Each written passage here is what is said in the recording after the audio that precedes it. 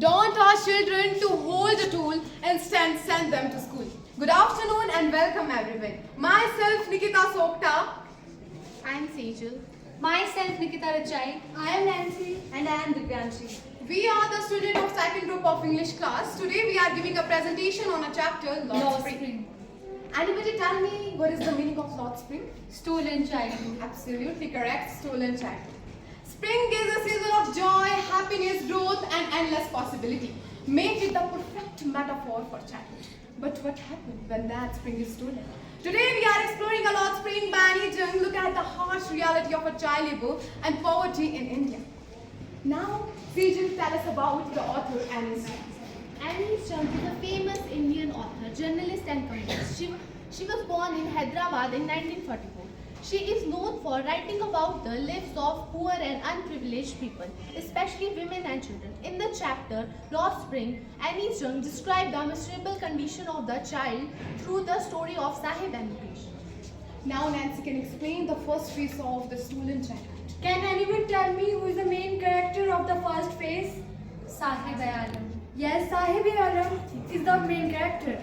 This story introduces us to a Sahib-e-Alam who is a young boy from Bangladesh who come to India with his family in searching of a better life.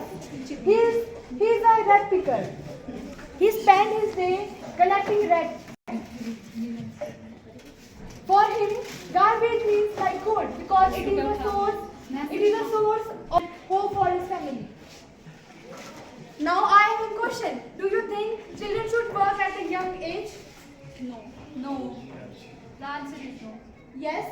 So just imagine how would you feel if you had to work instead of going to school? We feel very sad. Absolutely, you feel very sad because every child deserves education, friends and a happy childhood. This is exactly what happens to Sahib. Instead of going to school, carrying school bags, studying class, he spent his day collecting money, collecting garbage. We have studied in this lesson that Sahib wanted to study, but he did not. So, we come to know this from the line when author asked him, Why do you not go to school? and he replied innocently, There is no school in my neighbor. If you will open the school, I will come. This answer clearly shows that Sahib has a strong desire to study. Now Divyanshi can explain the second phase of the stolen childhood. Mukesh. Mukesh is a boy from Firozabad, a place famous for bangle making. His family has been making bangles for many generations and they live in a very poor condition.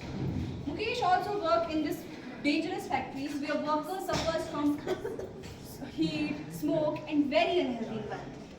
Unlike others, Mukesh dreamed of becoming a motor mechanic because he want to break the cycle of poverty and child labor. Through the story of Mukesh, the author wants to say that the courage and determination can help the people to fight against a very difficult situations.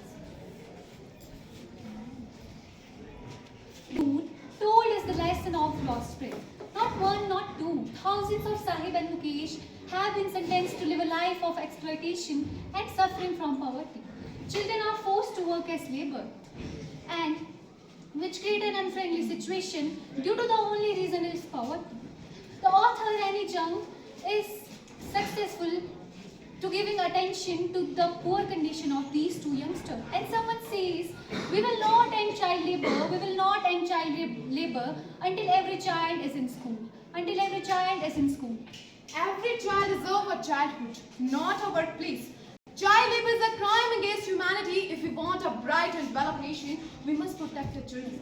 Ending a child labor is not only the responsibility of the government, but also the every citizen. Imagine a child waking up earlier in the morning, not for school, but for hard work, no smile, no happiness in the childhood. Many countries make a many strict law against child labor. Now talking about our country, India, according to Article 23 of Indian Constitution, it says that any type of forced labor is prohibited. And according to Article 24 of Indian Constitution, it says that a child under the age of 14 years cannot be employed to perform any hazardous work. And we all know the Article 21A Act 2009, Right to Education. This act says that every children up to the age of 16 to 14 give a free and compulsory education. With this, I want to say only thing. Children is not meant for Children is meant for learning, dreaming, and playing, not for working hard. Together, we can raise our voice against child labor and help every child get education and freedom they deserve. Children should have a pen in their hand. Children should have a pen in their hand, not rules.